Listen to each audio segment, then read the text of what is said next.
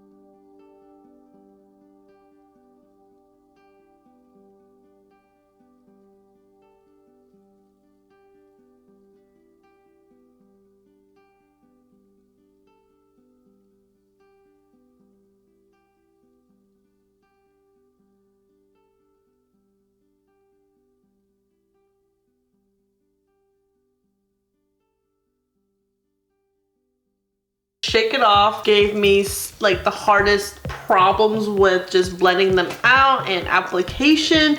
I don't know if there's some ingredients in the formula that could be causing this. I really loved Catch, Our Secret, and Two Birds the most from a shimmer standpoint. And then Style and Grace and Want You Back were amazing mattes that you need to get your look started from like a crease and a base standpoint. I like Let's Do It a lot. It's really hard to find a good matte black that you can work with. I was a little disappointed in Release from how it performed by itself. With the Urban Decay Potion Primer, it turned out much like its swatch. Fling and My Treat, they were a little bit lighter for my skin tone. Intrigued by how Never Never applied because it is a shimmer shade, but it looked more matte. I think you could create like a fun smoky eye, but you can also create fun neutral looks, or you can do with a pop of color. I'm pleased with this palette and how it performed, and for $16, I don't think you can beat that. I'm interested in seeing how they work together in creating a look. Let me know what looks you've created with this palette as well. This concludes today's video. I really hope you enjoyed it. Give this video a thumbs up if you like Colourpop, if you like eye swatches, demos, Ulta. Please make sure you're subscribed before you leave, and I'll see you in the next video.